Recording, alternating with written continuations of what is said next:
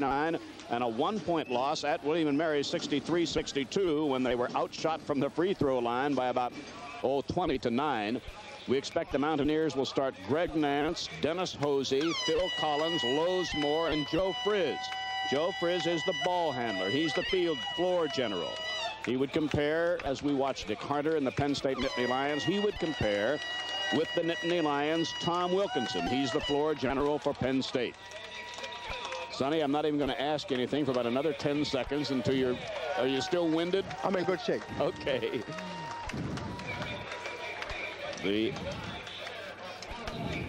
Mountaineers are being introduced. Phil Collins, number 53, will be the center. Number 24, junior 6'8", Greg Nance. Gail Catlett has, of course, one of the outstanding coaching records in the country over these past few years. At Cincinnati, his teams perennially were nationally ranked. There's Midland, Pennsylvania's Dennis Hosey. He'll be starting in the front court along with Nance and Phil Collins.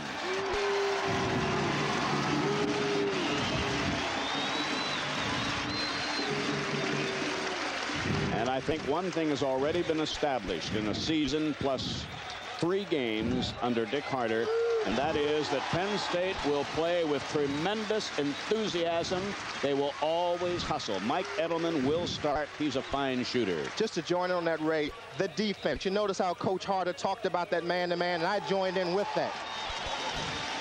Tom Wilkinson, number 21, he's the playmaker. He's the glue. He holds this team together. And that's the key matchup. Wilkinson on Lowe's Moore. Can he do a good job?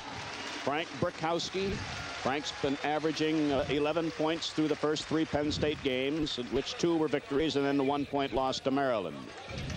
Steve Kuhn, 6'7" senior. He's averaged over 10 points a game. His early foul trouble against Maryland was very costly, I felt. Yes, and also Steve's going to have to shoot good outside because they're playing against a zone. Mike Lang, a 6'7" freshman, has played very well through the first 3 games. So no surprises in the starting lineup. Rather unusual uniforms worn by the Mountaineers. They remind me a little bit of Al McGuire's Marquette team. Yes, definitely. Definitely. We already told you the officials are Don Woodridge and Ernest Cage. Ray, let me just go back and talk again about the defense that the Mountaineers will use, which is a zone mostly. And it's important that Steve Kuhn and Edelman in particular, and Fitter when he gets in the ball game, are able to hit the outside shot so they can open up some seams, some creases to get some inside play, because we noticed in the Maryland game that Penn State would like to go down and play inside with that big, strong front line that they have. Phil Collins and Frank Burkowski will jump center. Good crowd, enthusiastic student body, dominated. Whoops. By the way, that's official Dan Woodridge, who's tossing the ball at the start of the game. Off to Penn State. This is Mike Lang, the freshman. Edelman, now the floor general, who looks over the defense. As of the moment, West Virginia starts. Burkowski inside. Lang, no. And the Mountaineers come up with the ball. Lowe's Moore. Easy shot, missed by Nance, and Penn State comes. Both teams understandably nervous here at the start. What type of a zone would you call that? A sliding 2-3? They came out in the beginning and they were man-to-man only because of the tap situation. Now they're sliding into, it's a 2-3 that adjusts itself, and sometimes it will be a 3-2, sometimes it will be a 2-3. Hosey picked up the foul. That's the first foul of the game. Mike Edelman will inbounds the ball for Penn State. Just underway from Recreation Hall. No score yet. Mountaineers and Penn State. This is Kuhn. Wilkinson. Kuhn. Kuhn. Edelman. There's Kuhn. That's what we talked about. Steve has to establish that he can hit that outside shot so that the zone will widen itself, and eventually some creases will open up so they can get some shots inside. This is Lowe's Moore, the Mountaineers' high scorer. Now Joe Frizz, good ball handler. 35 is Hosey. 24 coming outside is Nance. We will be surprised if Penn State does anything other than play a tight man for man. Well, that's the hallmark of Coach Hart. He believes in it, and he makes his players believe in it. The left-handed jumper was missed by Moore, out of bounds off West Virginia. Penn State has the ball. Another key thing we want to look for is not to let the Mountaineers get some offensive rebounds as we saw in the Maryland game. That hurt Penn State. Well, Penn State breaks that press immediately. This is Kuhn. Well, rebound came off to Hosey. This is Joe Frizz. He's from Coriopolis, Pennsylvania. Phil Collins working against Burkowski. The foul. That was called on the defensive player, Burkowski. Ray, you made a good point before the game started when you looked at the stats for the Mountaineers, where they had committed a lot of fouls against the opposing team. We know that Penn State likes to play a physical game. It'll be important to see how the referees establish the style of play. Hosey inbounds the ball. This is Nance, 6'8" junior. Was kicked out of bounds accidentally by Steve Kuhn, so the Mountaineers still hold the ball. We've played almost 2 minutes, and Penn State has the only field goal. Steve Kuhn hit a little jumper from about 15 feet. At the moment, we should tell you, we know that in today's viewing world, you automatically expect to see great plays and near great plays over and over again. At the moment, we cannot do it. We have lost the use of what is referred to in the trade as the disc, slow motion disc, more correctly. We also are seeing a little frustration setting in early with West Virginia. The physical style of play caused the West Virginia player to push off in that last series, and even on the inbound, you see a lot of physical jockeying. This is Wilkinson now. Let's see what West Virginia does. Will they drop back into that 2-3 zone? This is Kuhn. Burkowski had a shot, elected not to take it. Mike Lang. Oh, easy, good passing, but they miss underneath. Something happened underneath. Hosey and Collins, by the way, are the two Mountaineers who have picked up personal fouls so far, and now number 3 is called, and Nance picks up this one. Penn State is showing good poise right now. They're coming down the floor. They're making the ball hot, hit 3 hands, 4 hands, whatever. They're getting the open shot that they want against the zone. The important thing that they've got to do now is to establish, 1, that they can hit that shot, and 2, that they can make the defense adjust when those openings create themselves. Burkowski hits the free throw. Now, Frank, so far in the way of free throws, has been one of the better shooters, 70% on 7 of 10. The Mountaineers have yet to score. It is 4-0 now in favor of Penn State. This is Frizz, guarded by Edelman. Hosey. Sorry, that was Lowe's Moore who missed. And Mike Lang, the freshman, picks off the rebound, and he was fouled by Nance. And quickly, Greg Nance picks up his 2nd foul.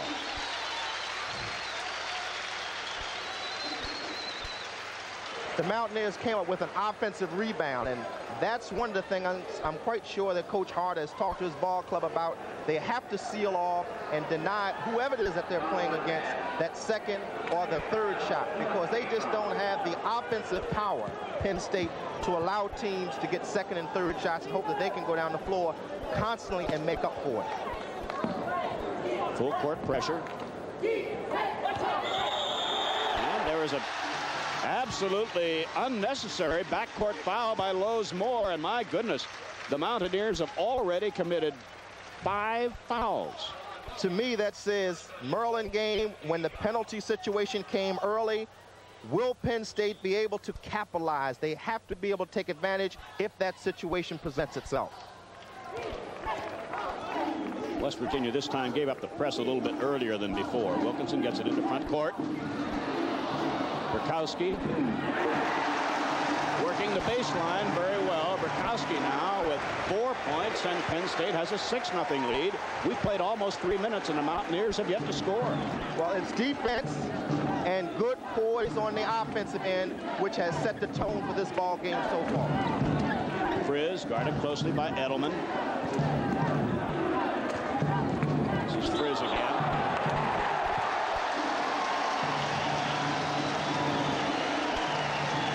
On that push-off right there, again, we saw frustration. Good defense causes a offensive team to react in that manner, and we saw Frizz do just that by pushing off. This is Wilkinson. Mike Lang helps out.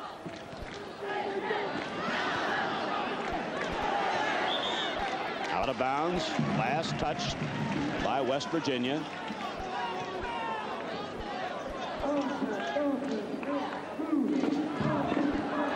We've played over 3 minutes now. 6-0, Penn State leading.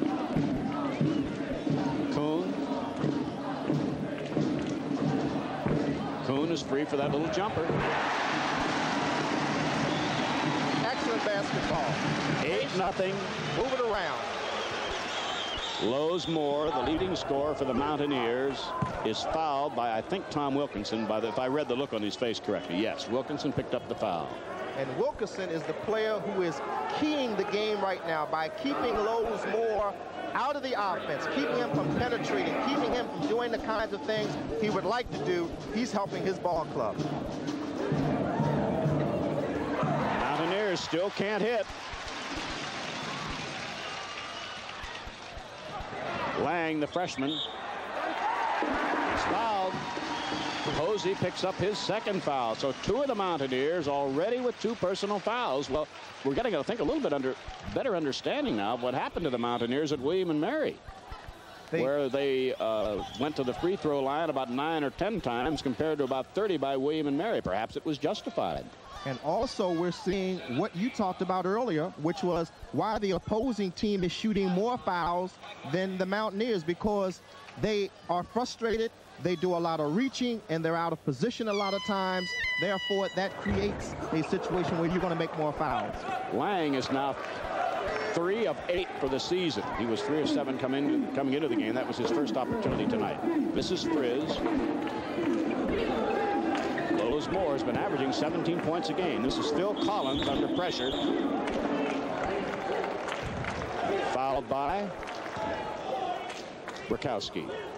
That's number 2 on Brakowski. To the line will go Phil Collins. There's a timeout in the action. So far, it's been all Penn State. Penn State leads 8-0. We'll be back right after this. This bud's for every man who works with fire and steel. This bud's for you. For all you do, the king of the... So Penn State leads 8-0. The Mountaineers have not scored. We've played 4 minutes and 5 seconds, but West Virginia will be at the line when play resumes. What West Virginia is trying to do on the offensive end, and they have not been successful up to this point, is the swing offense, hitting and screening away from the basketball, trying to get a pick where the man can get down low, and Penn State has been able to beat them to the defensive spots and deny them the kind of offense that they would like to run. Phil Collins, the 6'9" sophomore, has the first point for the Mountaineers. He's averaged a little over 4 points a game. Steve Kuhn picks off the miss by Nance. So it is 8-1 Penn State. The Mountaineers have decided to stay with their zone. So far, Penn State's been very patient, and Kuhn's been loose for that jumper 3 times. And he's hit 3. That's his favorite spot, I think. That's what we talked about before the game, and he would be a very integral part of the game because the zone, he's got to establish that he can hit the outside shot. Lowes-Moore underneath, and Nance gets the first West Virginia field goal. It is 10-3 in favor of Penn State. And we also saw how important a job Wilkinson was doing on Moore before that. That's the first time Moore has been able to penetrate and drop a pass off. Wilkinson in traffic.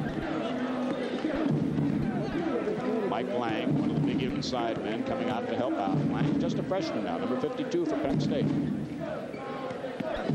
Steve Kuhn, the senior. Wilkinson, who seldom shoots.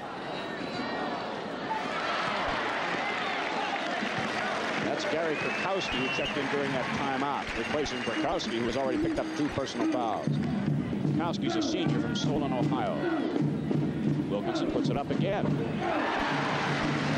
So Tom Wilkinson, who very seldom shoots, puts Penn State on top by 12-3.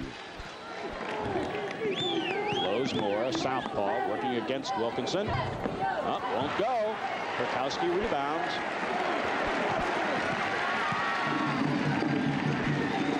The interesting thing is that Mike Edelman hasn't taken a shot yet. But that's poise on the part of the ball club, and Mike in particular, because what they're trying to do is to get the ball to the open man. The open man, most of the time, has been Steve Kuhn.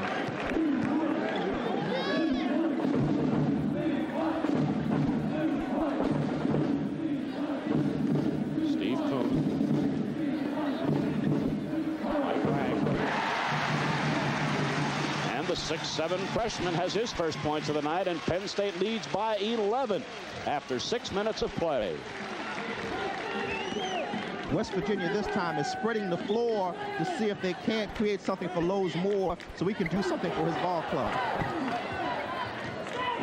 Mountaineers doing a good job of offensive rebounding. And the southpaw, Lozemore, the Mountaineers' leading scorer, has his first bucket of the night, and it's 14-5 in favor of Penn State.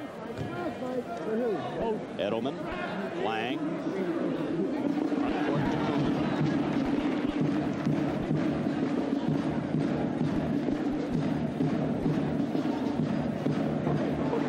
Inside, Mike Lang. Back outside to Wilkinson. Now Kurkowski.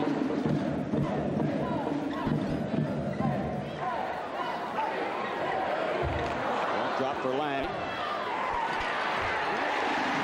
Now the freshman was alert, has his second bucket, and it's Penn State by 16-5.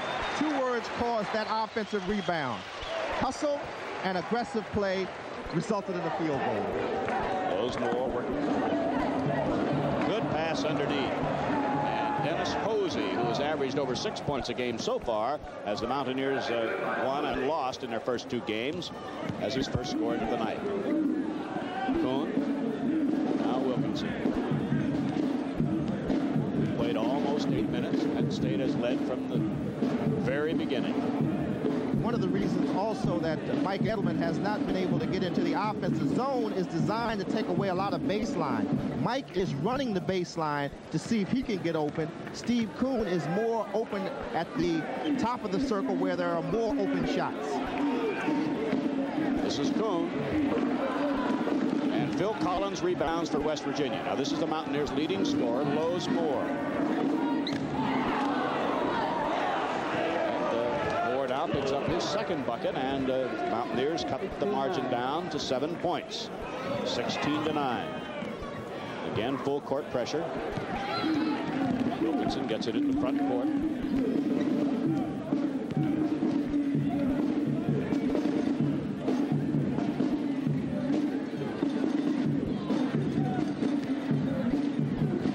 Kurkowski. Wilkinson all alone. So Wilkinson has his second bucket out of 3 shots. And what Penn State has found out about the zone is that on the wings, the zone is open, and that's where they're getting most of their shots, and that's where they're scoring for. Both Wilkinson and Kuhn are hitting from those wing positions. We had a foul on Penn State.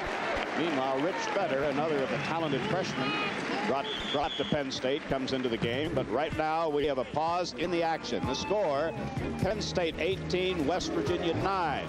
We'll be back right after this. The cold and flu season is here. Daly's has all the flavor of fruit juice as though it's right from the fruit, plus added vitamin C. Daly's flavor is so fresh, it's like fruit now comes with twist-off caps. Just Just prior to this timeout, number 44 for Penn State, Rich Fetter, came into the game. If this is your first look at Penn State basketball, Rich is a 6'7" freshman from Riverton, Illinois. He's already contributed by averaging 11 points a game through Penn State's first 3 games. And off his Maryland performance, Sonny, I'd have to say he's an excellent shooter. Well, the person who first brought Fitter's name to our attention was the coach. Coach Harder told us before the season that he felt that this ball player had certain abilities. 1, an offensive player to be able to shoot it. 2, to be able to pass well, and we saw that in the Maryland game where he passed and shot the ball very well. That was a non-shooting foul, so the Mountaineers really inbounded the ball. This is Lowe's Moore. Oh, he has a soft shot. That's his 3rd bucket. Let's talk about Lowe's Moore a little more. We talked about it earlier when Wilkerson was doing a good job. That keyed the defense. Now that Lowe's Moore is getting inside and creating situations, you see that the Mountaineers are creeping back into the ball game. It's Penn State by 7. We're coming up to the midway point in the first half. Wilkinson comes back outside. Now the Mountaineers have switched to a man-for-man. Maryland did that constant switching on Monday night, and at times it paid off. The switch here is designed to take away the positions offensively that Penn State had found in that zone. Mike Edelman just took his first shot of the night, missed, and Rich Fetter was called for pushing off, and that's his first foul. That shot by Mike was a poor shot. I think it was a little frustration on his part that he had not been able to shoot the ball for the first 10 minutes or so in the ball game. I think he'll relax a little bit more and take the kind of shots that are more reminiscent of him. Now the Mountaineers are down by only 7. The leading scorer, Lowe's Moore, has hit 3 buckets. This is Frizz. And Edelman is quickly called for his 2nd foul.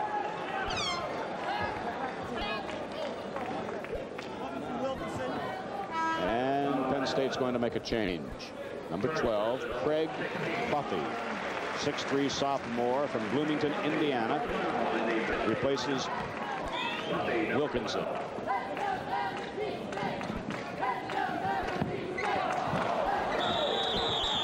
Kuhn is called for hacking Collins.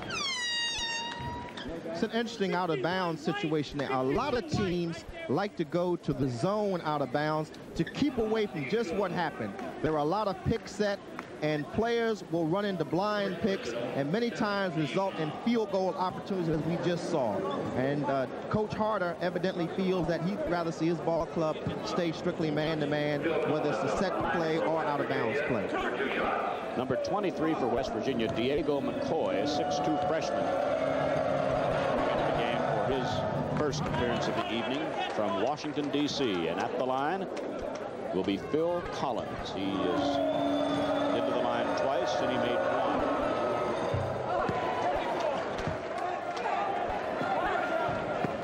1. We also noticed that Penn State has been in a situation to be able to get the penalty for 3 or 4 minutes, and they just have not had that chance to shoot fouls after the 1 penalty opportunity they had about 3 or 4 minutes ago. I believe that was an official timeout. They just noticed that the net was not in place, and that's the reason that Penn State will have to pass it in again. We're past the midway point of the first half. Penn State leading by just 5, 18-13. Buffy gets it into Edelman. And backcourt, Lowe's Moore picks up his 2nd foul. And I think we're in the bonus situation. Right there. Yeah, the bonus, and this is the situation where we have seen from the game we did with Maryland that Penn State has difficulty at the foul line, and if they're going to be as successful as it appears off of the games that we've seen early in the season, they're going to have to improve their shooting at the foul line. Buffy misses, so it's still a 5-point lead. It's Diego McCoy, and the rebound to Korkowski. Penn State hustles it up court. This is Rich Fetter.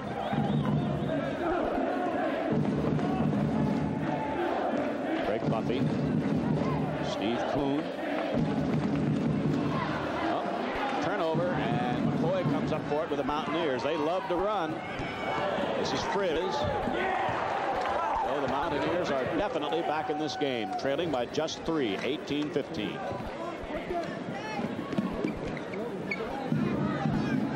Fetter. Oh, what a collision.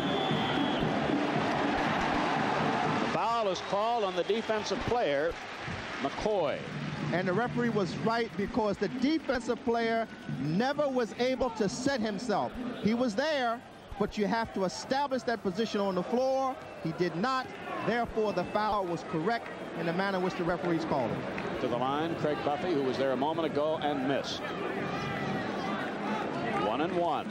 Time left first half, 9:07. Penn State by 3 before a good crowd here at Recreation Hall. Penn State by 4.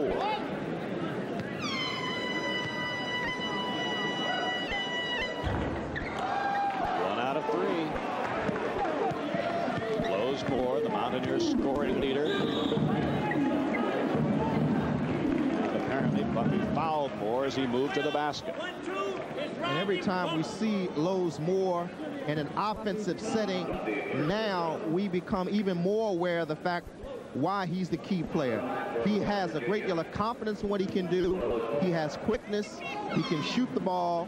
And if Penn State is going to win this game, they're going to have to get back to what they were doing early in the ball game, which was controlling Lowe's Moore. He was an 80% free throw shooter coming into the game. 7 points now for Moore. He could bring the Mountaineers to within 2.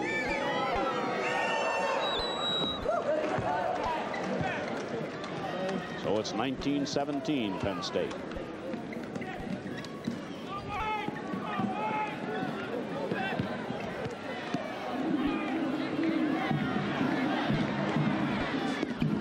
It's another turnover by Penn State.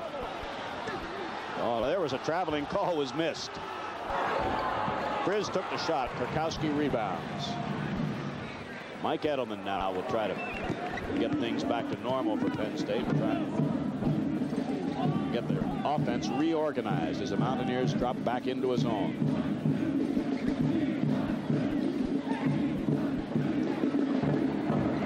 Rich Fetter.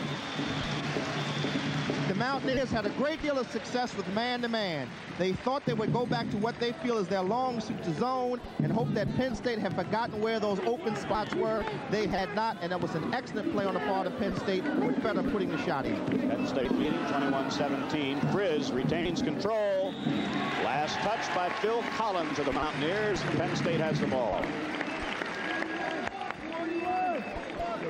Sure that this is what the Mountaineers love to do, which is press in this sort of a situation. Dick Herbert, 6'5" junior, comes into the game from Logan, West Virginia. Fetter and Kuhn so far handling it in the backcourt. Kurkowski. This is Buffy on the wing. Edelman is working the right-hand corner at the moment, but he's only had a chance to take about 1 shot so far this evening, 1 or 2. Buffy. Beautiful passing against his own till they found the open man, and Penn State builds a lead back to 6. Oh, he's tough. Lowe's Moore. He's a sweetheart. Isn't he, though? 10 points already for the Mountaineers' leading scorer, who came into the game with a 17-point per game scoring average. Mike Edelman.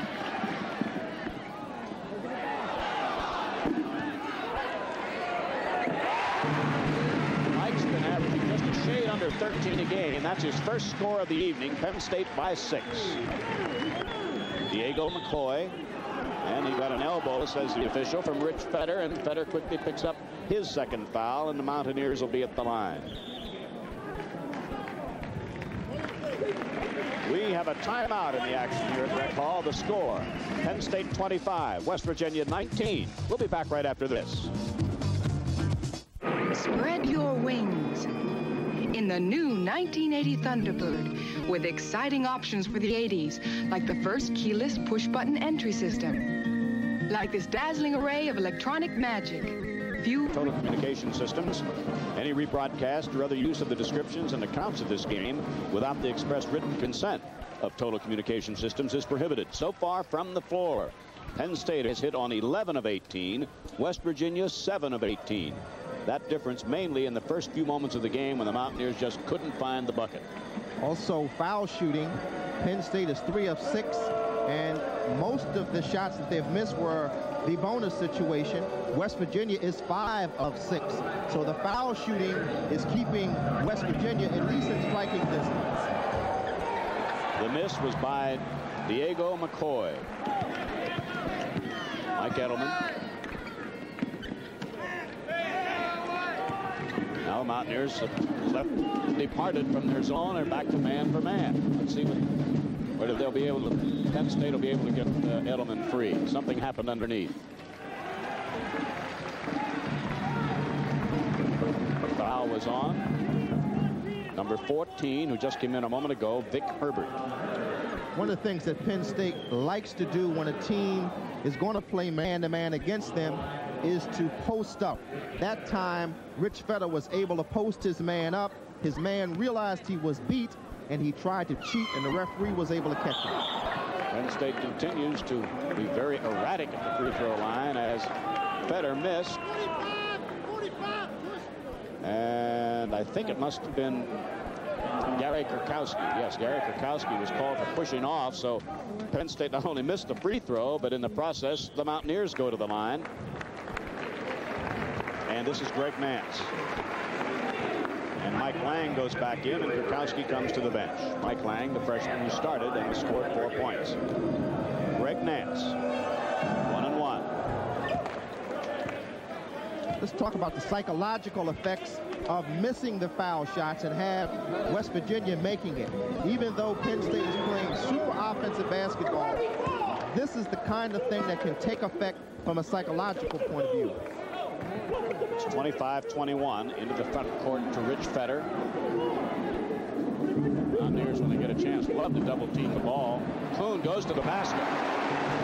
4th bucket for the senior. And Penn State, with a big edge in field goals, builds the lead back up to 6. 6.5 minutes left to play. First half, 27-21 Penn State. This is the freshman McCoy. Vic Herbert. McCoy again. Close guarding by Edelman, but McCoy still hits the jumper, and it's back to a 4-point lead. Whoa, wild pass. Turnover, Penn State. Penn State is letting the big players, the centers and the forwards, bring the ball up the floor against the press because they can see over the smaller guards, which is a key thing because earlier the guards were being trapped to some degree, and there were some turnovers because of that.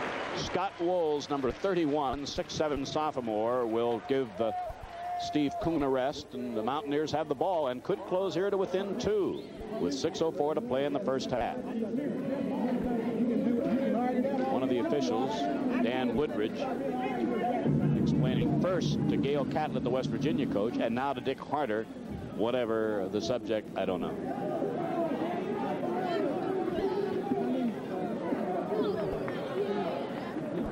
Out of bounds, West Virginia. Herbert will pass in. Number 11, Lowe's Moore, is the key man for West Virginia. He's working against Craig Buffy. This is Diego McCoy. Collins forced that shot. Jump ball. It'll be Lang and Dennis Hosey.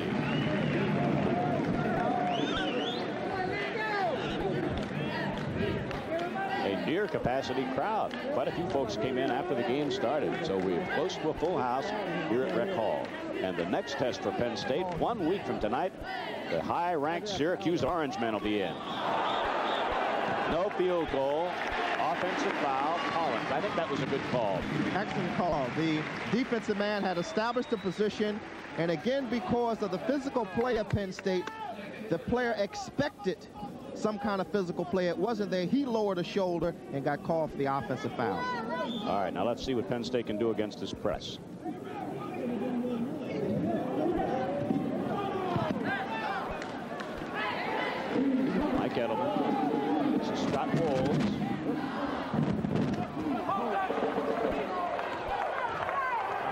hustling it in the front court in the person of Diego McCoy. Now goes for Dick Herbert.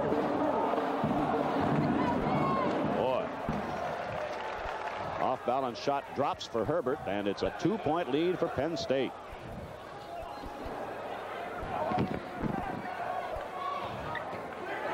Freshman Fetter showing a lot of poise. Mike Lang now, 2 freshmen in the game now for Penn State.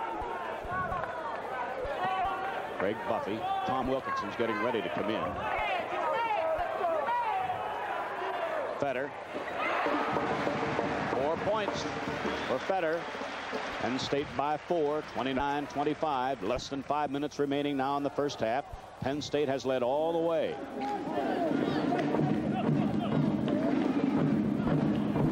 Buffy has the job of guarding the Mountaineers' top scorer. Was that a block or a foul? A foul is called on Buffy. That would be his second. You can't get a free one, Long.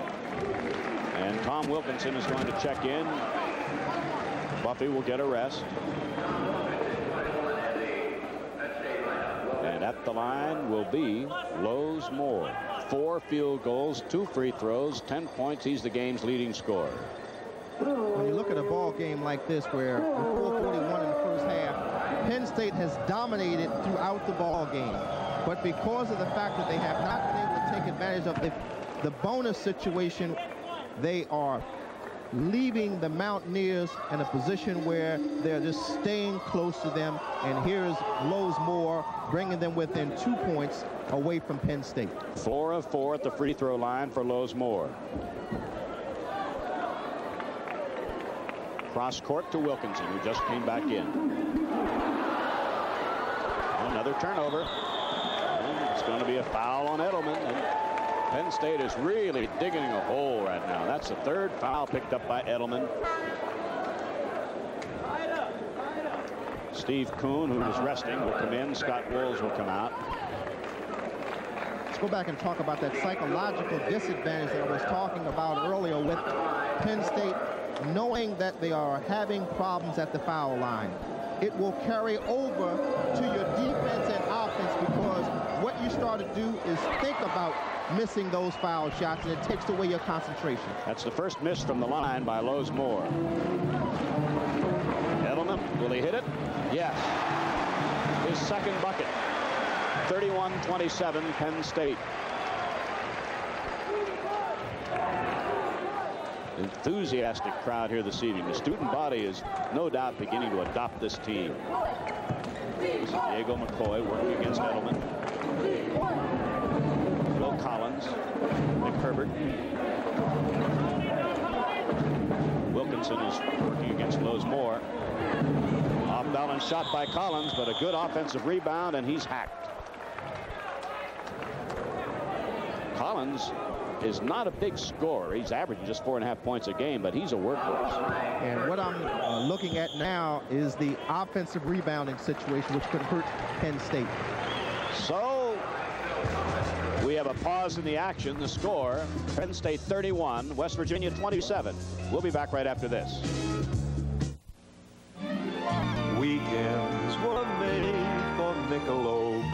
Weekends were made for special friends. It's the time to have that smooth and mellow beer. Up to play in the first half. We've had Penn State strictly in a man-for-man all the way. Mountaineers shifting, most of the time using a zone. The difference, 4 points. Penn State has very definitely outscored the Mountaineers from the field, but the free throws have been the difference, and right now the Mountaineers have a chance to pull within 2, as Phil Collins will be at the line. The other thing is the offensive rebounding, because when you start thinking, you start creating problems sometimes, and you don't want West Virginia to start getting that second and third shot to go along with the good foul shooting up to this point that has been a problem for Penn State. Penn State by 3. Belted out of bounds by the Mountaineers' McCoy. Looks like Steve Kuhn is going to be the trigger man this time. What they're going to do now is use the big guys, the forwards and the centers, to get the ball inbounds. And then they can look over the heads of the guards. That's just what they did. Set the big little guys up front. Edelman, and now Wilkinson. 31-28, Penn State. Penn State trying for win number 3. Their only loss, that one-pointer to Maryland. The Mountaineers have won one and lost one. Lost a one-pointer away from home to William and Mary. Foul. Too aggressive, say the officials. Diego McCoy picks up the foul, his second. Dick Harder's having a word over along the sidelines. While we watch Wilkinson, Dick Harder just had a word with his freshman Rich Fetter, and Tom Wilkinson will be at the line. This is his first free throw opportunity. Penn State is 3 of 7 in free throws. West Virginia 10 of 14. Wilkinson has hit twice from the floor. Again, free throws are just killing Penn State. 35 is Dennis Hosey. Herbert. Foy. Foy again. Great play by Wilkinson. Better score. Good defense and then a super pass to lead to the field goal. Blows more. And Steve Kuhn is there.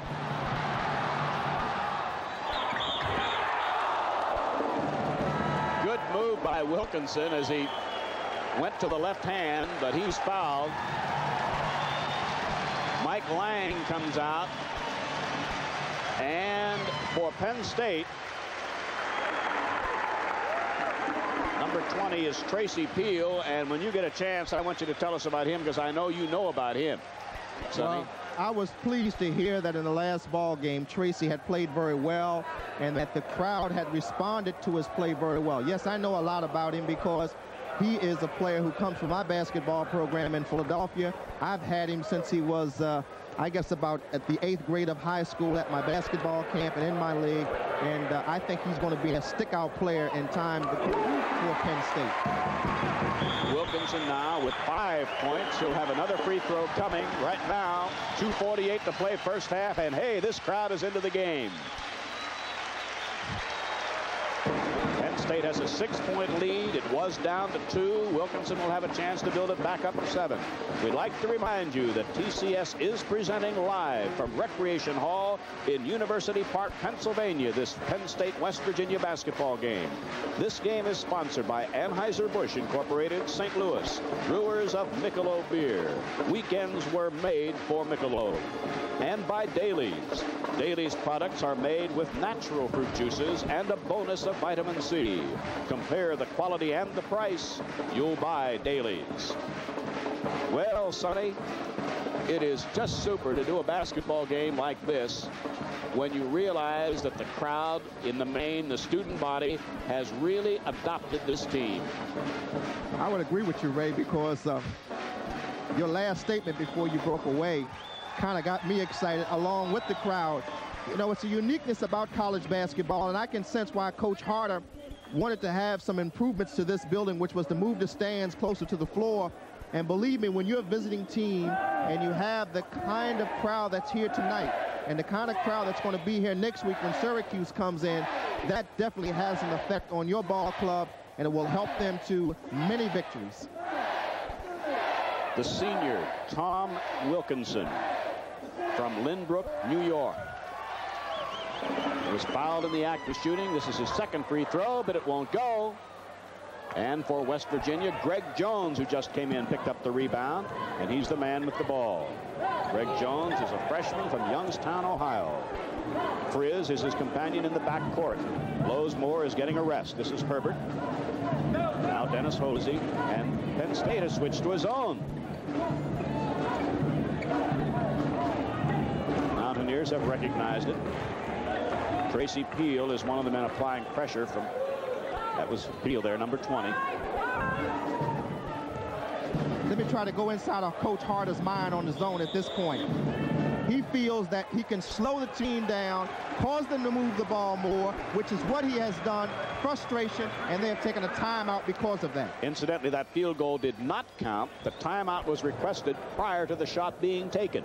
So with 2:10 to play in the first half, we're in the midst of a West Virginia Mountaineer timeout. Let's look forward to that Syracuse game, which we'll be televising.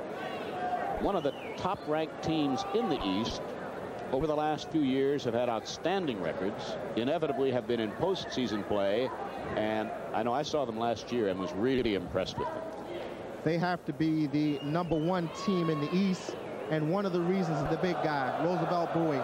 He is regarded as one of the better players in college basketball and definitely one of the better big men. He's 6'11", and he can do a lot of things. You're talking about a veteran club to some degree.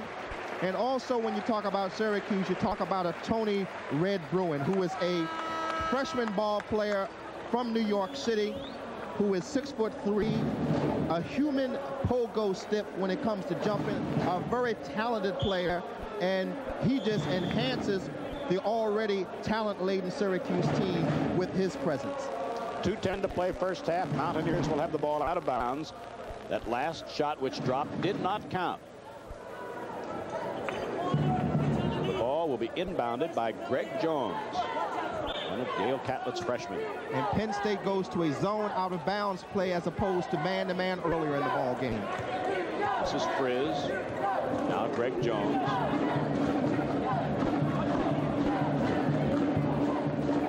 Coach Hart is getting just what he wants out of the zone. With 1 minute and 53 seconds to go, West Virginia is frustrated. They don't know how to attack it, and the minutes are ticking away, which is to the advantage of Penn State. And the crowd right away has noticed and has caught on, and right now a standing ovation. Smart coaching on the part of Coach Harder. He knows that opposing teams work man-to-man all week getting ready for these games against his team. Go to a zone, and all of a sudden they don't know what to do. Listen, this is almost unprecedented. 1:23 to play in the first half, and this crowd has really been caught up in the switch in defense. They recognize what's going on.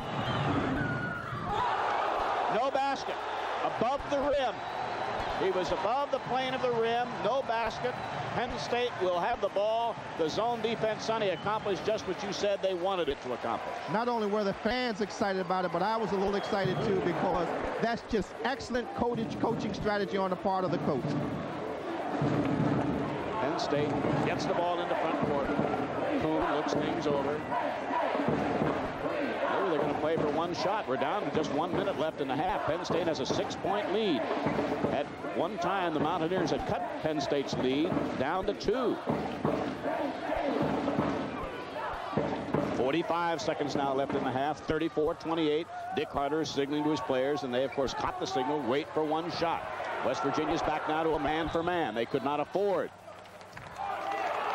The foul is on Greg Jones. That could have been a strategic foul. Certainly. No, I'm sorry.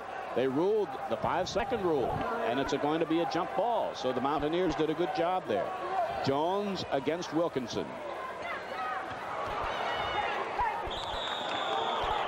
Backcourt foul. So with 35 seconds left, the Mountaineers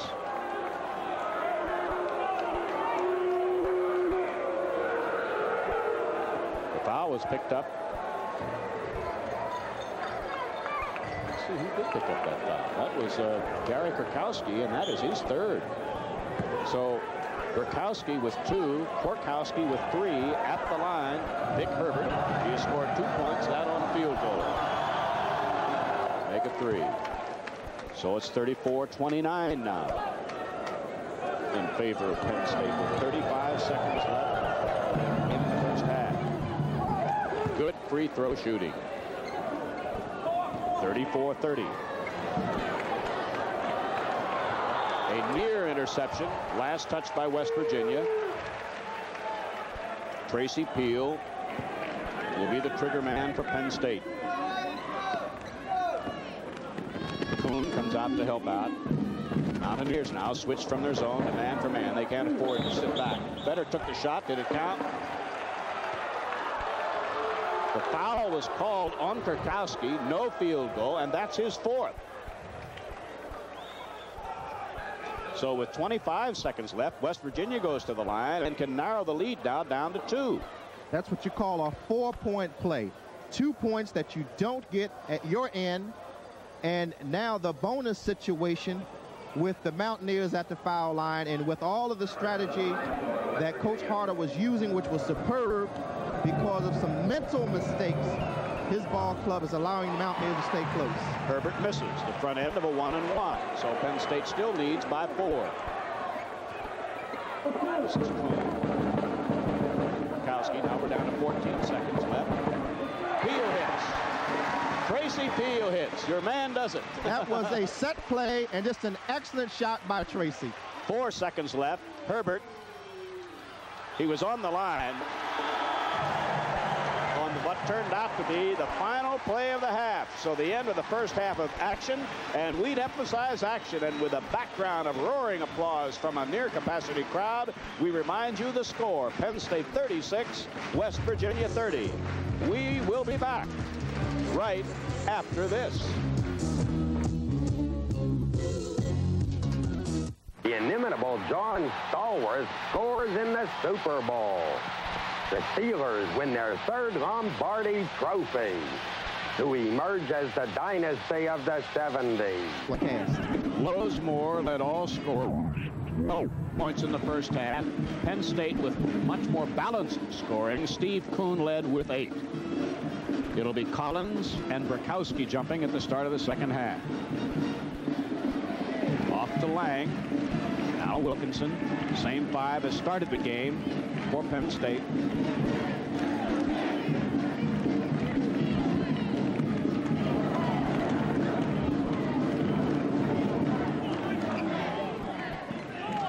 Mountaineers have started out in man-for-man.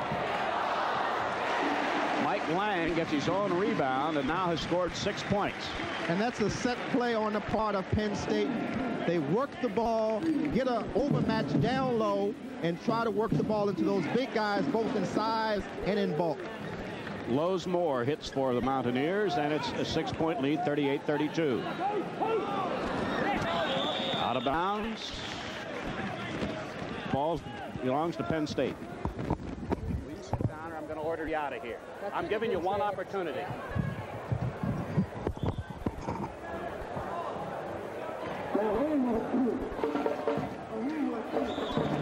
Something happened underneath in the lane.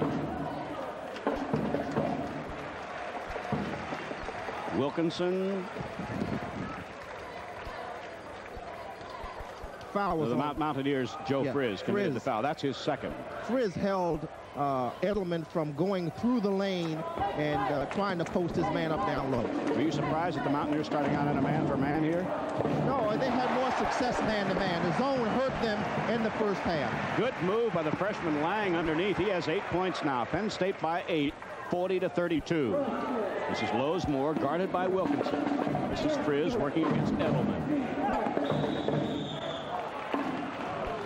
And Edelman, I think, picked up the foul, and my goodness, that's his 4th, according to my record here. And that's one of the keys that Penn State has to be aware of. They have some players who are flirting with foul trouble, and Edelman being one of them. Now, they list Edelman, the public address announcer, just said with 3. I had him with 4, so I'm sure the 3 is correct. Kurkowski, who's on the bench right now, has picked up 4 for Penn State. This is Nance.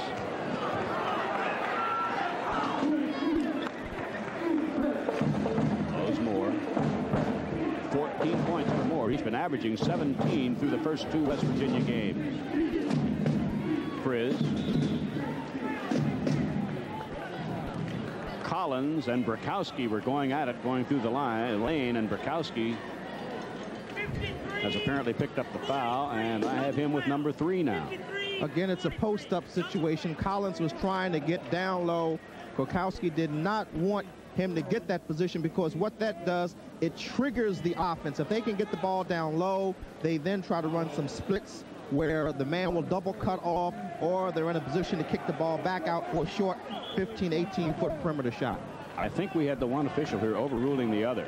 The foul was called by the one official on Brakowski, was posted on the scoreboard, but I think the other official has ruled a jump ball. Otherwise, the ball would belong to West Virginia out of bounds.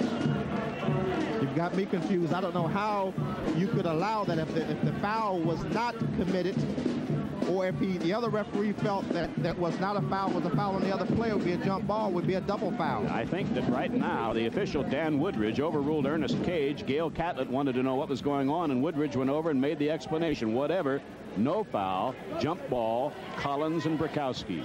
Penn State leading. They have both of us there. Okay. 40-32, Penn State. We played just about a minute and a half of the second half.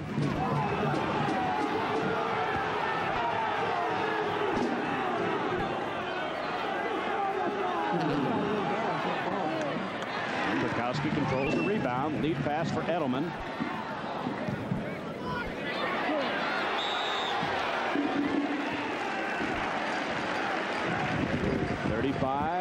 Is Greg Nance, Dennis Hosey. Third foul on Dennis Hosey. Third team foul, West Virginia. Penn State has 2 team fouls this half. That ball was touched by the Mountaineers. The Mountaineers drift away from the man-to-man on the out-of-bounds play and go with the zone out-of-bounds and stay away from the basket. Edelman finds Brakowski.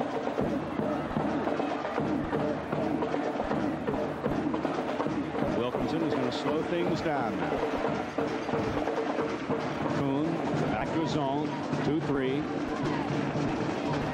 Penn State operated very well against the zone in the first half. Won't go, but Edelman gets it back. And he's fouled. So Edelman, hustling, picks up the foul. Collins Mike was able to find the shot that he wanted. And here is the young man we made mention of earlier, Donnie Gibson, number 32. This is his first appearance of the night. He's a sophomore from Aliquippa, Pennsylvania. He is the leading West Virginia rebounder by far through the first 2 games. Boy, that's good to see them make a foul shot. It's 5 points for Edelman. This is his first stop. That was his first opportunity to free throw tonight. And Lowe's Moore picks it off. Steal by Wilkinson. Lang. And Brakowski traveled. Turnover. Indecision on the part of Brakowski. He came down. He thought he wanted to shoot a little short bank jump shot. Changed his mind. Penetrated to the basket. Charge situation. Lowe's Moore. Now Frizz. Joe Frizz has his second field goal. 4 points for the 6'2 senior.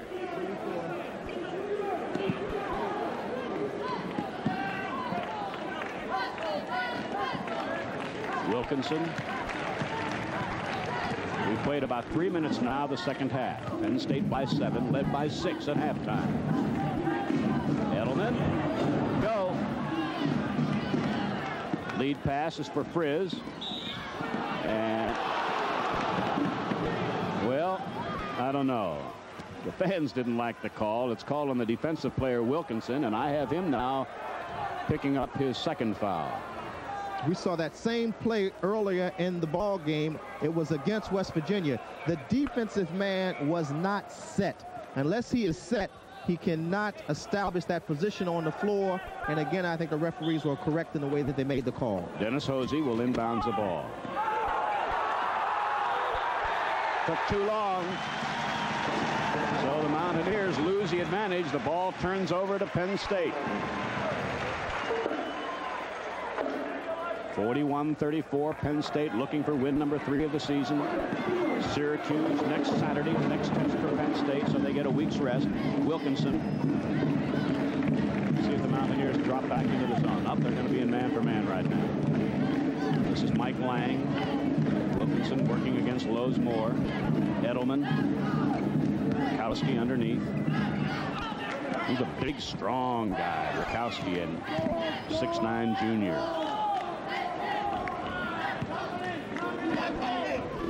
Mike Lang.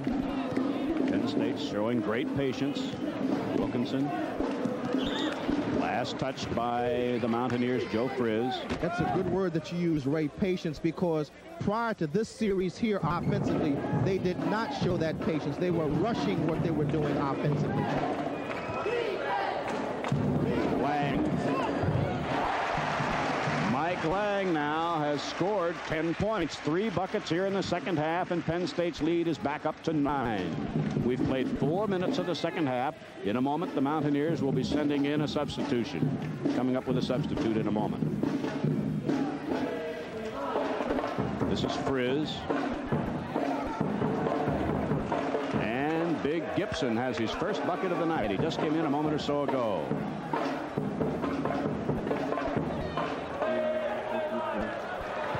Bukowski shut off by Gibson.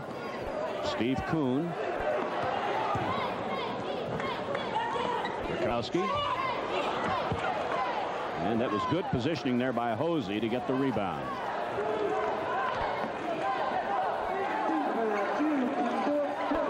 Frizz working against Edelman. And Frizz now has 6 points, and the Mountaineers cut the lead down to 5. 43-38.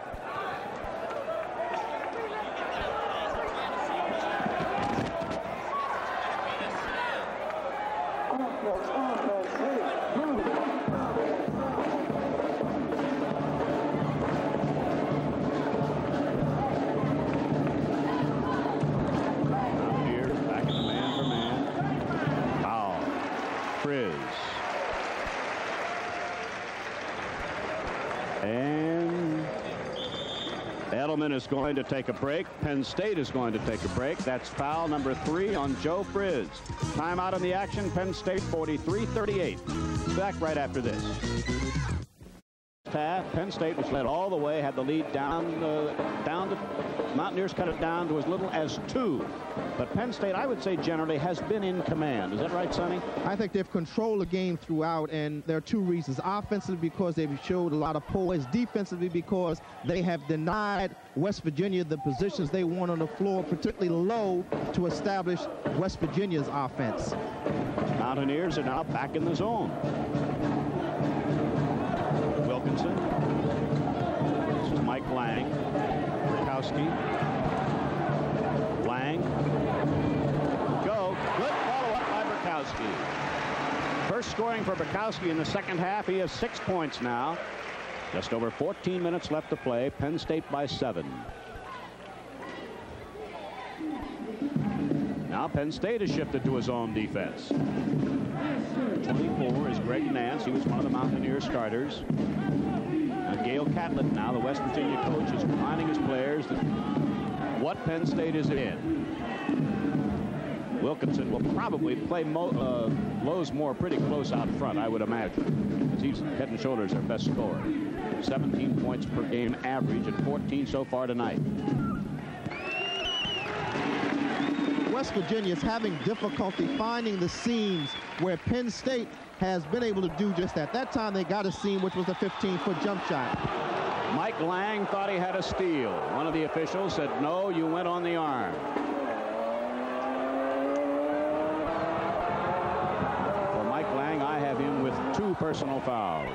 In college ball, because you do have enough time, usually before your next opponent, you usually practice against what they do defensively and offensively. Penn State, because Harder is known as a man-to-man coach, you usually will practice most of the time against man-to-man, and the zone will befuddle you to some degree, and that's why West Virginia is having some difficulties. For the Mountaineers, number 25, Noah Moore, sophomore, Parkersburg, West Virginia, in the game for the first time tonight. This is Noah Moore. And Penn State picks off the rebound. Incidentally, we have 6,380 here tonight against a capacity of 7,200. Bukowski. Buffy, by the way, came in to replace Edelman. Kuhn scores from underneath as, again, the Mountaineers switch their defense. That's Kuhn's first scoring of the second half. 10 points overall for the 6'7" senior. 13 minutes left to play in the game. Mountaineers want a timeout. This crowd comes alive. We have a pause in the action. The score, Penn State 47, West Virginia 38. We'll be back right after this. Penn State University makes it easy to attend a major educational institution without causing major changes in your lifestyle. Commonwealth team has the most key players in foul trouble, can be important. We have an update here. For West Virginia, both Dennis Hosey and Phil Collins, 4 personal fouls. Lowe's Moore, their top scorer, with 3. For Penn State, Kurkowski with 4. He's not in the game right now. Brickowski with 3, and Mike Edelman with 3. And that last timeout by Coach Catlett is a frustration timeout. His team has just not been able to do anything offensively to attack the supply zone that has been used twice by Penn State, and each time they've gotten maximum efficiency out of it. Rich Fetter, number 44, the freshman, replaces another freshman, Mike Lang. Let's see if Penn State sticks with the zone. They will. I guess you could properly call this a 1-2-2 zone with the chaser out front, Wilkinson. And they're trying to attack it by having a 2-1-2 with a man in the middle to see if they can't find some seams. This is Lowe's Moore. Frizz. 12.5 minutes left in the game. Penn State by 9. This is Frizz. Of course, that's a one way to beat a zone. Get some penetration, and then when they sag on you, get it to a man on the wing. Mountaineers did it successfully. The foul is on Frizz in the backcourt, and that just isn't smart. I believe that Frizz now has 3 personal fouls. Now team fouls, and this is important. West Virginia with 5, Penn State with, West Virginia with 6, Penn State with 4. So one more, and Penn State will be in a bonus situation. And although the way they've shot free throws so far, that wouldn't appear to aid them that much, maybe they'll get their free throw touch back before the night's over. Just 12 minutes left in the game. This is Fetter. Rakowski coming outside. Mountaineers sitting back in the zone. Penn State can afford now to take all the time in the world with a 7-point lead. Fetter gets back the ball. Rakowski. Frank Rakowski showing a nice soft touch inside. 8 points for Rakowski. Penn State by 9. It's obvious West Virginia did not expect this zone. Over the zone. Something happened underneath. Buffy was called for pushing off. Pick up on what your statement in reference to the surprise on the part of West Virginia. Yes, they are surprised, and it has created a situation where they just are totally frustrated, and it's working to the total advantage of what Coach Harder wants to do with this particular ball game. That's a 15th foul on Penn State. Frizz. Lowe's Moore. Trying to penetrate. Shut off by Wilkinson. This is Noah Moore. In the lane. Gibson can't hit, but a good offensive rebound for Nance. And he's fouled.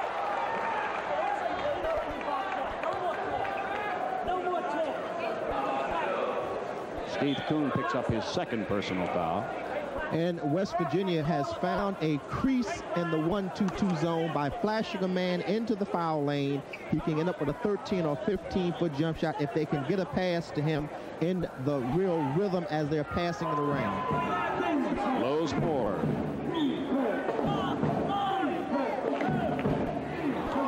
Frizz. Easy dunker underneath. That was Gibson, Donnie Gibson, who did not play in the first half. Brings the Mountaineers to within 7. It's his 4th point of the game. Fetter. Kuhn. Rakowski. Greg Buffy. Edelman is resting right now. Kuhn. I think Kuhn has only missed one shot tonight from the floor. He is about 6 out of 7. And that's the second time we've seen Penn State lull the defense to sleep with good passes, and all of a sudden the man was able to flash in and get a field goal off of it. Buffy, I think, was called again for a foul, and to the line will go Donnie Gibson.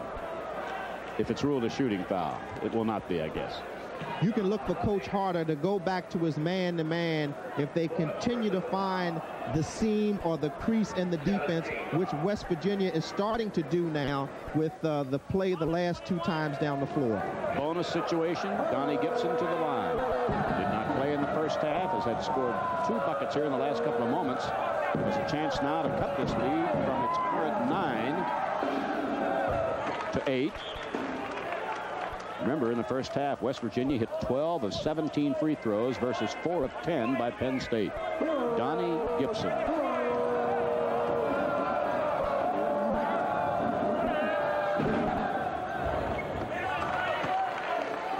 So it's free throws that have kept the Mountaineers in this game. But Penn State still has a 7-point lead coming up to the midway point of the second half. Steve Kuhn, Burkowski, Fetter. Oh, he is some shooter. 8 points now for Fetter. He's averaged 11 points, and the Mountaineers are going to talk things over. Penn State clinging to that 9-point edge. Fetter has taken 4 shots, and he's hit all 4. We have a pause in the action. Penn State 53, West Virginia 44. We'll be back right after this. Look at this luscious fruit. How would you like to get all the fresh flavor of fruit juice without the fuss, just like it's right from the fruit? Daly's flavor is so fresh, it's as though fruit now comes with twist-off caps. The reason? Daly's has never squeezed, crushed, or smashed fruit. Daly's just gives them a little hug. That's what makes Daly's so deliciously different. You know what a little hug does for you. Taste what it does for fruit. Johnny, Dick, Merv, Phil, Mike, Dinah, Tom. Who are the best talk show hosts? Find out as a communications expert rates their skills. Read how producers pump new life into sagging shows. Learn why some investors are beaming all over about satellite-to-home television reception. And find out how some people tried to rig the TV ratings and why they failed. It's all in the big new issue of TV Guide magazine. I don't know where they recruit those cute ball boys, but they're something else. Yes, they are. Gorgeous. Just fine, handsome young men. Talk a little bit about the way Penn State has been able to attack the West Virginia zone. Ray, before the game, we both kind of analyzed what we felt would be the way that Penn State would have to attack the zone, and we felt that the keys would be Edelman, who has not been a key in the ball game because the zone is designed to take away the baseline, this particular zone. But we said Kuhn had to shoot well. We said Fetter had to come off the bench and shoot well, and we're right on target because both of them are shooting superbly. Fetter 4 for 4, and Kuhn has missed 1 shot. He's, I think, 7 for 8. 6 out of 7. 6 out of 7. Noah Moore has his first score of the evening. Penn State by 7. Buffy. Edelman still on the bench. Who's replaced him in the backcourt.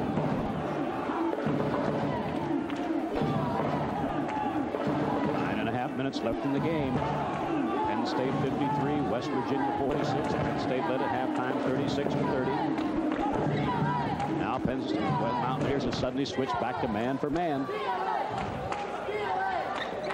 All alone is Buffy. Oh, won't go. Blows more rebounds for the Mountaineers.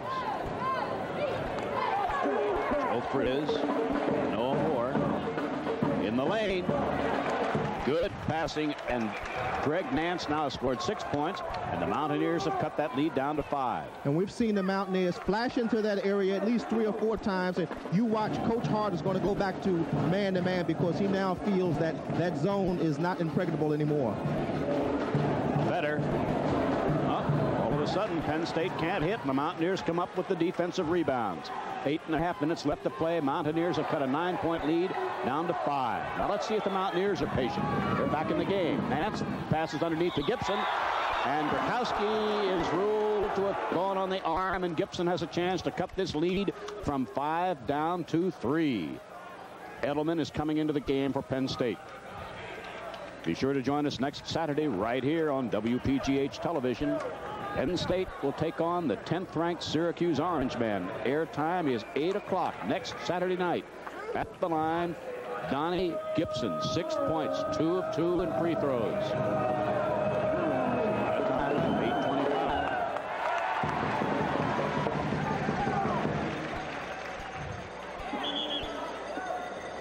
Wait, while we've got a few minutes here, a few seconds, let's go back again and talk about how Coach Catlett has done an excellent job of coaching to the situation. We saw frustration. He called timeout, rearranged his ball club, showed them where the seams were, and they've been able to find those seams since that timeout, which has enabled them to get back into this ball game. Penn State by 4, and Kurkowski with 4 personal fouls. Number 45 has replaced Kurkowski, who just picked up his 4th. So 2 of the Penn State big men have the handicap of 4 personal fouls. Wilkinson, Mike Edelman. Mike's had about a 5-minute rest now, so he should be pretty fresh. Ball batted away, but Fetter comes back with it. Go. All of a sudden, Penn State is cold. 8 minutes exactly left in the game. Mountaineers could cut this lead down to 2. Nope. Still won't go. And Noah Moore rebound. And a foul is called on Rich Fetter. So the Mountaineers with very aggressive offensive rebounding. I think the tone for that was set on the offensive end. The last 2 times down the floor, Fetter has played very well, but he's a freshman. He rushed the last 2 shots. Those shots caused the game to change, and the real flow of the game, which was headed for Penn State throughout most of the ball game, seems to now be shifting. The balance of the game is now shifting over to the Mountaineers, and those offensive rebounds showed it in that sequence. And Noah Moore misses 2 free throws. So the Mountaineers missed a great opportunity there to cut the lead down to 2. So it's still Penn State by 4. 7.5 minutes left in the game. Kurkowski. Fetter. Wilkinson. Penn State, which shot with tremendous accuracy from the floor, has suddenly gone cold, have missed their last 3 shots coming down, and Penn State decides that it's time to ask for a timeout. 7 minutes, 19 seconds left to play in the game. And needless to say, when you get down to these final moments, this is where coaching plays, I think, such a great part in the game as they decide, the respective coaches, Gail Catlett, Dick Harder, what sort of a defense will we use? What do you expect, Sonny? Well, just as you were saying that, Ray, I was looking down at the Penn State bench, and Coach Harder was conferring with his 2 assistants to kind of see what do you think we should try to do offensively and defensively. I'm going to try to go inside the huddle and give you what I think Coach Harder and his staff will try to do offensively. I think that they are going to try to set up more inside play. When things were going well, they were shooting the ball outside. Things are not going well now. So they're going to try to get the ball down to the big guys to establish position on the floor. 1, they can get a field goal.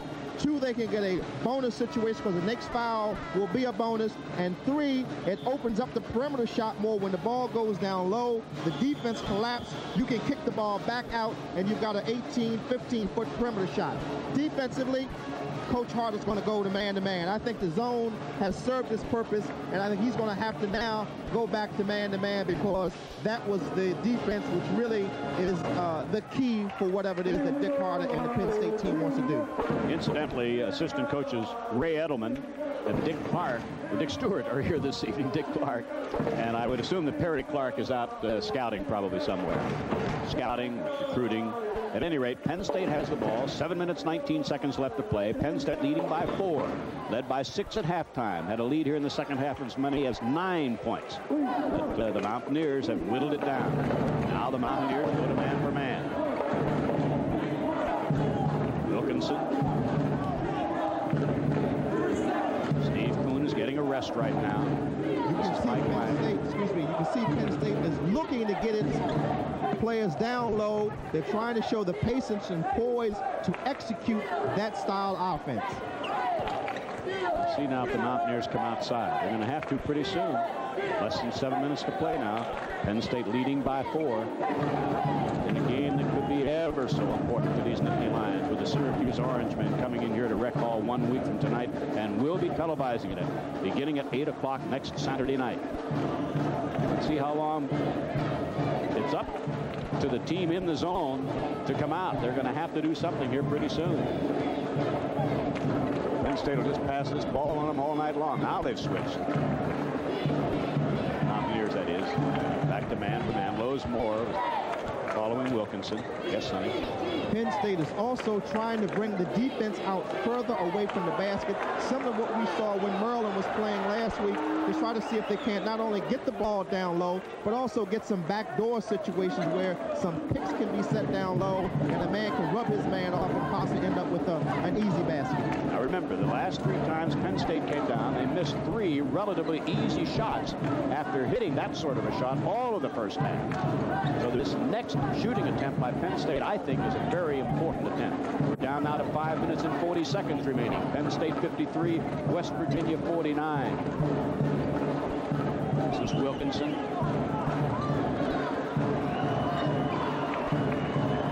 Passes to Korkowski, playing with 4 personal fouls. Brickowski with 4 fouls is on the bench right now. Steve Kuhn is getting a rest. Crowd is going to get caught up in this in a moment now. Penn State has held the ball for well over a minute. Gail Catlett now is shouting to his players. Let's see if this means they're going to come out and be a little bit more aggressive defensively. Yes, that's what he was shouting to them. Joe Moore comes out just a bit. Now we're down to only 5 minutes left in the game. Ray, to pick up on your statement about the field goal, if scored by Penn State, can be very key now, even more so, because if they can come up with an easy field goal off of some type of a backdoor or blind pick down low, it's going to set a psychological situation that's going to benefit Penn State on the defensive end. Now we have 4 minutes and 35 seconds left to play. West Virginia has never led in this game, have been as close as 2, have trailed by as many as 9, even here in the second half. Penn State has held the ball now, I would judge, for well over 2 minutes without taking a shot. Now we have only 4 minutes and 20 seconds remaining. Gail Catlett up off the bench, the West Virginia coach standing up at the scorer's table, telling him what he wants him to do. Let's see what change in strategy that would be obvious to us takes place now. He was changing matchups man to man. He wanted to switch some of his big men, and now he has what he feels a better matchup. The foul was, I believe, on Noah Moore, who did not start but has played quite a bit here of the second half. We have a pause in the action. The score, Penn State 53, West Virginia 49. We'll be back right after this. For the first new truck of the 80s, the new Ford pickup. 1980 Ford test trucks got over 1 million total miles of testing here at Ford's Arizona Proving Grounds. Over torture tests like steel-lined potholes and power hop hill. This 1980 Ford pickup has new aerodynamic... With 8.5 minutes left in the game. Now, 4 minutes and 5 seconds remaining. Each team is in a bonus situation. That last foul by the Mountaineers, their 7th here in the second half. Let's talk about that bonus, and we've talked about it quite a bit. Penn State is struggling at the foul line. You have Fitter at the foul line, and Fitter is a naturally good shooter. But the team has been struggling, and it has affected everybody on the team. The foul shots here can go a long way to set the tone, not only offensively, but more important, defensively for Penn State. He makes the first one.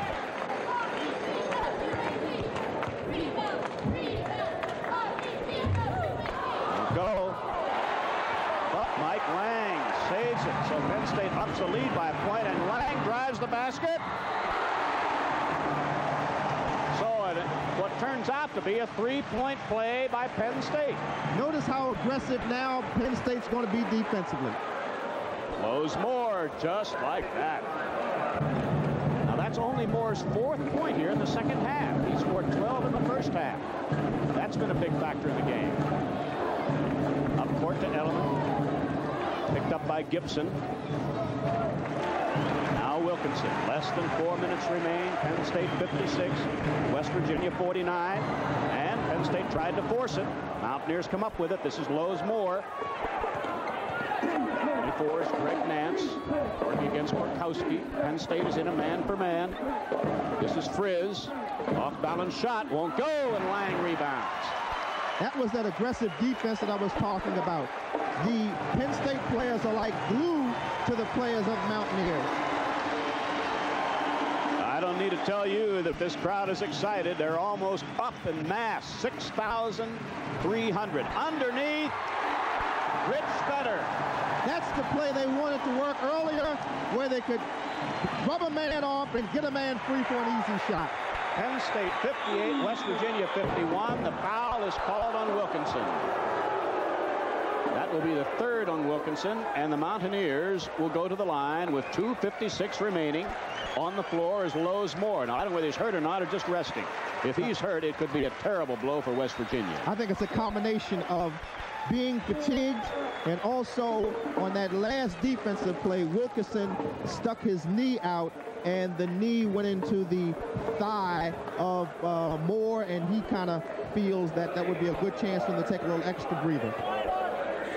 Number 35, Dennis Hosey, who started and has played very little, if any, here in the second half, is in now for the Mountaineers. Lowe's Moore will be up the line in the way of free throws, 4 of 5. Points overall, 16. That's against a 17-point per game average coming into the game. Penn State leading by 7. Make it 6. Excellent free throw shooting by the Mountaineers. 12 of 17 in the first half. Kept them in the game.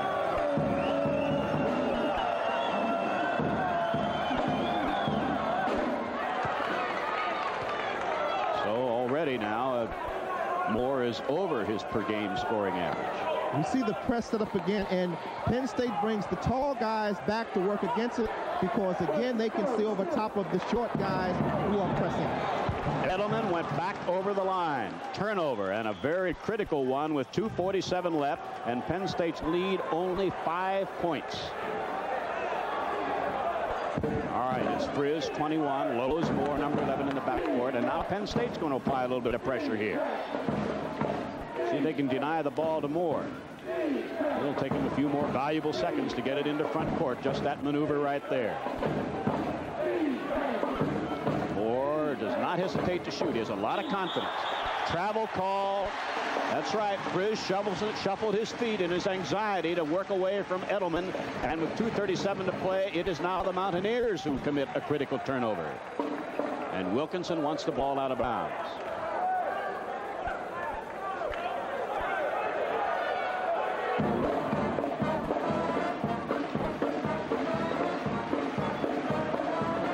Lane handled that ball pretty. Lang handled it pretty well. Mike Edelman to Wilkinson. 2:20 left to play. Penn State 58, West Virginia 53. This is Steve Kuhn now, number 51. Had a long rest. He's back in the game now. And he's a senior. And he is fouled by Greg Nance. Bonus situation. Kuhn now, who has not had an opportunity to shoot a free throw tonight, which is a bit unusual because he's a fellow who contributes to the Penn State score and with a good average of over 10 points a game. We're going to see if psychologically the poor foul shooting on the part of Penn State is going to affect Steve Kuhn, who has been shooting so superbly from the field. If I'm not mistaken, the last time we talked, he was 6 for 7 from the field. That's so, right. You know, here's a guy whose confidence offensively is sky high tonight. Psychologically, it affects you, the whole team. Greg Jones, number 12, is in for West Virginia. 2 minutes left. Lowe's Moore. Field goal counts. We could have a 3-point play. It is 58-55. Penn State is spreading the floor, allowing Lowe's Moore to come down the floor and to find any open shots or areas that he would like. That time he came down, he froze his man, took the shot over top of him, was hit, and now he has the 3-point opportunity. And you can look for the Mountaineers to do a lot of that, to put the ball in Lowe's Moore's hand, let him do whatever has to be done. Now, West Virginia, when we get back into action after this timeout, the Mountaineers have called for a timeout. The Mountaineers could close to within 2. Now, that's as close as they have been since the start of the game. And they have been persistent, the Mountaineers. They were down by as much as 9. But they have whittled it away, and now we're down to where it's just about anybody's game. Exactly 2 minutes remaining. And excellent free throw shooter, Lowe's Moore, who has converted, 4 of 5 in the first half, and 2 of 2 in the second half. So he's 6 of 7. And overall has scored 20 points. So he's over his average. To pick up on what you just talked about, it would be a shame to see Penn State play the kind of game that they've played, shooting close to 70% from the field, controlling the game throughout most of the game, but to have one thing hurt them in this ball game, which is not shooting good at the foul line. And I know we've talked about it a lot, but when it's so evident, as it has been in the last game that we televised against Maryland, where they lost the game because they were not able to shoot good fouls, and in this ball game they have not been able to pull away and put the game away because of poor foul shooting. Lozemore, the free throw shooter. That last foul was on Wilkinson. West Virginia, 19 of 41 from the floor, 46%. Penn State, 26 of 41, 64%. Now all attention on Lozemore.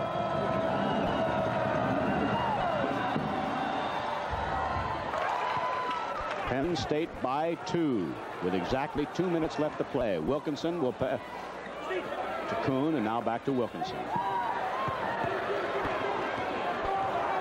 He's cool, the senior. Good play on the part of Lang that time. He realized that he should not be going to the basket and taking anything. Pulled up, said, let's work within the team concept. All right, now Penn State protecting a 2-point lead, 1:35 left in the game. Moore is guarding Wilkinson. This is Lang, the freshman, to Kuhn. Penn State, of course, would like to free one of the big men to go to the basket, but Lang, the freshman, shows a lot of savvy. There's Wilkinson.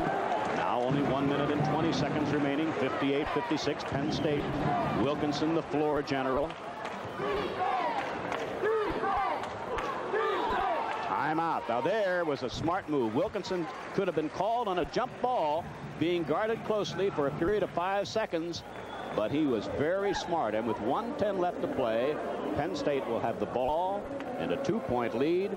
And this has been a heck of a basketball game, Sonny. It's been an excellent basketball game, and looking toward next week when the Syracuse Orangemen will be coming in, and with the excellent crowd that we have here tonight, over 6,300 people in the building, I know that the fans here have to be impressed with the style of play and the way the team has played in the game so far in the season.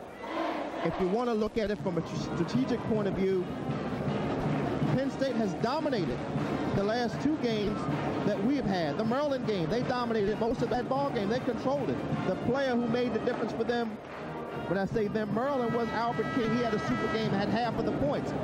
Here we see another game that they're dominating because of defense, because of smart offensive play. I mean, you don't shoot 64% without being a smart team, and they're doing it.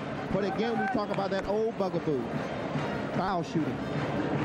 All right, Penn State will have Kuhn, Lang, Rakowski, Wilkinson, and Edelman. West Virginia will have Gibson. Diego McCoy now is checked in, number 23. Dennis Hosey, Greg Jones, and Lozemore. This is their quick lineup, I would think. These are the quick players. They need the ball. They need a steal. Otherwise, in a few more seconds, they're going to have to come up with a deliberate foul. An attempt at a quick basket backfires, and here comes West Virginia. They have a chance to tie this game up. 1 minute left, 58-56 Penn State. That was McCoy. No. And loose ball, and the Mountaineers' Greg Jones comes up with it. 50 seconds left. This is Lozemore. Lozemore passing off. This is Diego McCoy, and we have a tie. 4 points for McCoy. 41 seconds left. Penn State will have the ball. And we saw the floor spread again. Lozemore, having the license to do whatever he wanted to do offensively, was able to bring the defense to him. He found the open man, and Jones was able to bury the shot. Fetter comes in. He's going to replace Steve Kuhn. West Virginia has outscored Penn State 14-5 in these last few moments. 41 seconds left, 58-58 as the crowd starts a rhythmic clapping. This is Rich Fetter with the ball. Mike Lang. Let's see if Penn State plays for one shot, and we have a foul. Greg Jones fouled with 31 seconds left. Now the pressure is on the free throw shooter. if I were the Mountaineers and Coach Catlett, I wouldn't be too disturbed about that foul at that particular moment because of the fact that Penn State has been shooting very poorly at the foul line. And as you said, it's a big foul opportunity for the Penn State team and Lang in particular. Mike Lang has not been to the free throw line tonight. No, I beg your pardon. He missed one in the first half. He has not been to the free throw line in the second half. He has, however, contributed 6 field goals.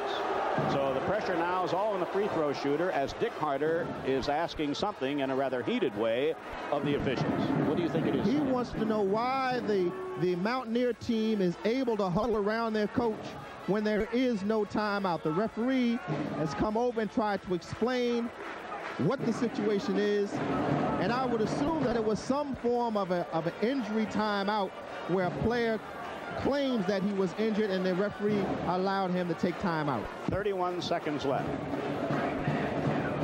Mike Lang, a freshman from Lombard, Illinois.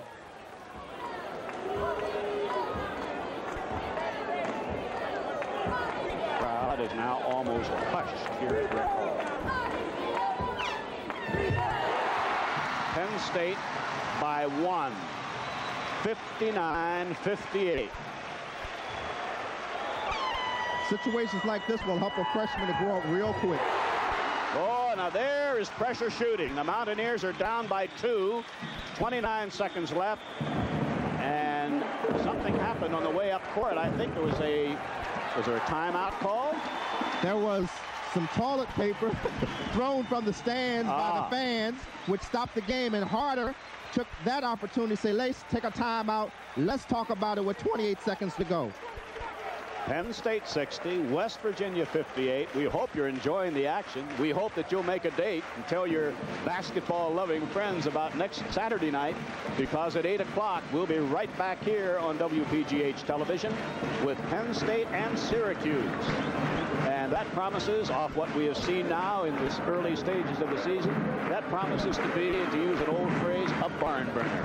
Well, that's the kind of games that we've seen so far, and I don't see any reason why when the Orangemen come into Rec Hall next week that game shouldn't be the same way as the Maryland game and this game tonight with West Virginia has been. Now the Mountaineers will have the ball. 28 seconds remaining to be played. Penn State has led by as many as 9 here in the second half, but just a moment ago, the Mountaineers tied it. But Mike Lang, with all the pressure in the world, was fouled when Penn State brought the ball back up court and made both free throws. Let's go into the huddle again. I think Coach Harder is going to come up with the zone again with 28 seconds because Lowe's Moore has spread the floor and has been a very effective player under that kind of situation. The zone will take away a lot of that. It will give the perimeter shot, and maybe that seam that was there before might not be there. I'm looking to see if they go to the zone. Okay. West Virginia will have Gibson, Nance, Greg Jones, Frizz is in. No, Penn State's in a man for man. This is Nance, now Frizz, Lowe's Moore, 20 seconds left. Foul. The Mountaineers, Wilkinson fouls Lowe's Moore, and with 18 seconds left, I think that's number 5 on Wilkinson. And he's had the tough job most of this evening of guarding the Mountaineers' top scorer, Lowe's Moore, 17-point per game average. Moore this evening has already scored 21. We've seen the kind of player that Lowe's Moore is. In the first half, we saw him, after getting off to a slow start, take over and be a real factor. The hand is for Wilkinson, who has fouled out. He was a quiet player throughout most of the second half. And then with his team needing him with about 6 or 7 minutes to go in the ball game, he has come alive, and down the stretch, he has been just a dynamo. I don't know whether West Virginia asked for a timeout here or whether it's an official timeout. Wilkinson has not yet been replaced. Craig Buffy is now going to be sent in, number 12, to replace Wilkinson. And meanwhile, Gail Catlett there huddling with his players. He took that opportunity to say, hey, if they're not going to send a player in until the time almost elapses, let's talk about it. So they have the foul situation. They have their best player at the foul line, and he's a very good foul shooter. 7 of 8 this evening. Lowe's Moore. He has a chance to tie this game.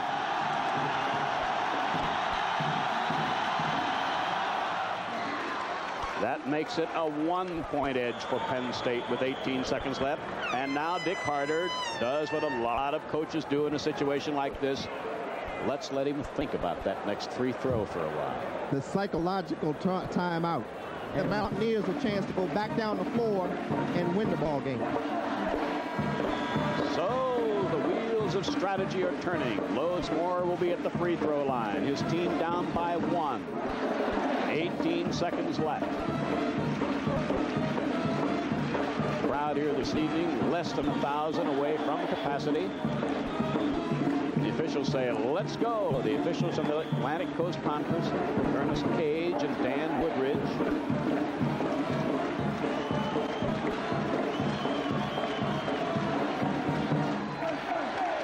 Gibson is chatting with Lowe's Moore there. Number 32 is Gibson. Number 11, Lowe's Moore.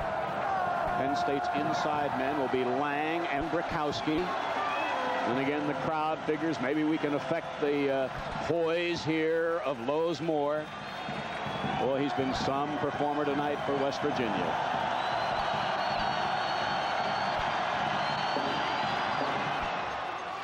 Oh, yes. 23 points. Game tied at 60. Brakowski to Edelman.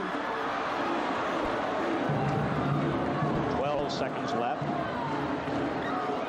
Rich Fetter, 7 seconds. Oh, I'll tell you, Gibson saved an almost certain field goal there. He got his hand on that pass with 5 seconds left.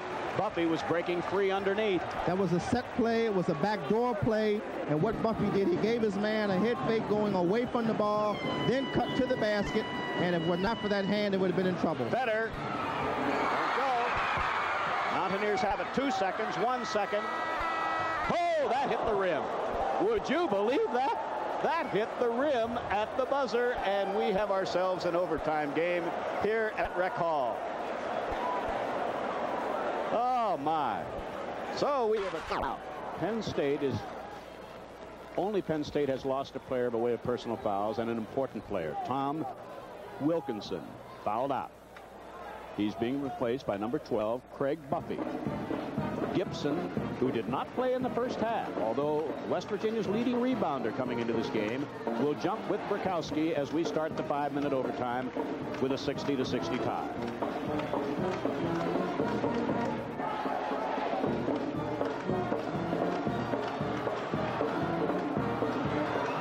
This is Nance.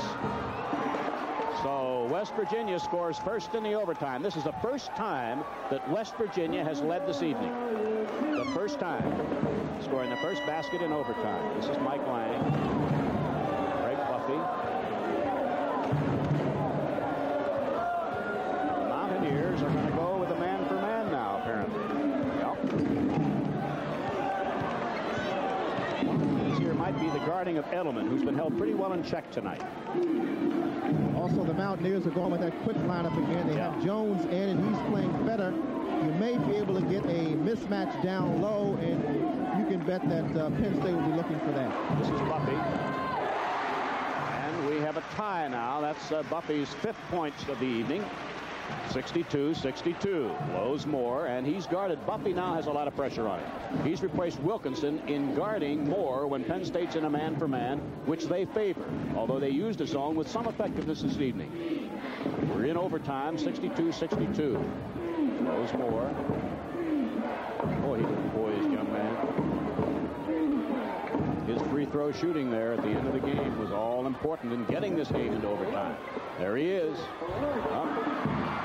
Offensive rebound, Gibson. We've seen the offensive rebound start to hurt the Penn State team the last 3 or 4 minutes. They've got to shut that off. This is Mike Edelman now. West Virginia leading 64-62. 3:20 left to play in overtime.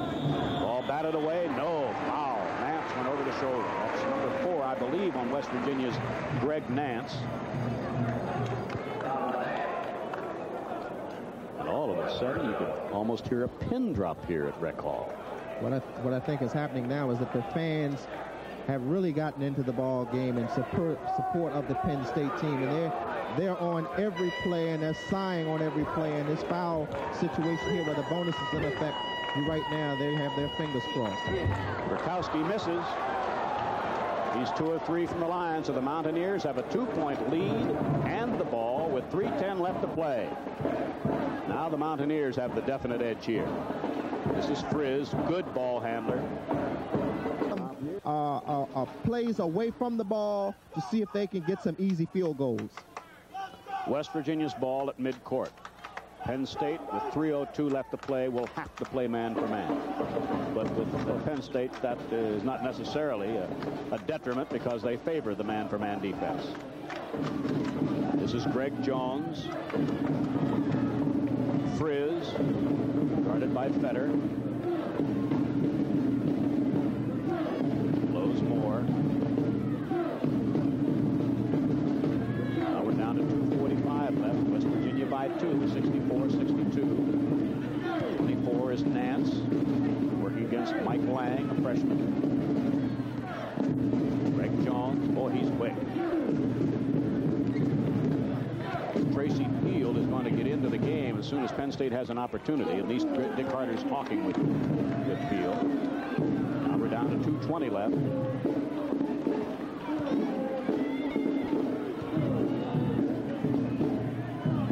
Blows more. West Virginia now showing a lot of patience. A near steal for Edelman. And it was touched. It went off the hand of Greg Jones. It was spotted immediately by one of the officials. So credit Edelman with a great play. And now Penn State, with 2:07 left, has an opportunity to take the lead. I thought that Coach Harder was going to send in Tracy Peel, but no. The same 5 will remain in, and Buffy will inbounds the ball. This is Edelman. 64-62, West Virginia leading in overtime. 2 minutes left in overtime. Underneath, Lang. The freshman. Poise, the word we used earlier. Buffy had a shot. He said, no, we don't want that one. They went inside, and they got a good play in tight to the basket. Now it's 64-64. 1:35 left in overtime. Let's see if the Mountaineers play for one shot or play only for what they consider to be a high percentage shot. Let's see. State sticking to man for man. 1:25 now left. This is Greg Jones. Edelman giving him a little bit of room outside. Passes to Moore. 1:15 now remaining. 64-64 in overtime. Blows Moore working against Buffy. Regulation ended 60-60. This is Joe Frizz. Exactly a minute remaining. A steal by the freshman Lang. Mike Lang has come up with back-to-back field goals. It's Penn State by 2. Contrast. In the first half, we saw Penn State lull the defense of the Mountaineers to sleep on that kind of situation. They were not able to do that when they had the ball. In both cases, there were passes. 50 seconds left in overtime. 66-64 Penn State. This is Lowe's Moore. Penn State's in man for man. Now Edelman is on Moore. Gibson takes the shot. Lang rebounds. That never touched the rim. That was a low percentage shot. This is Fetter.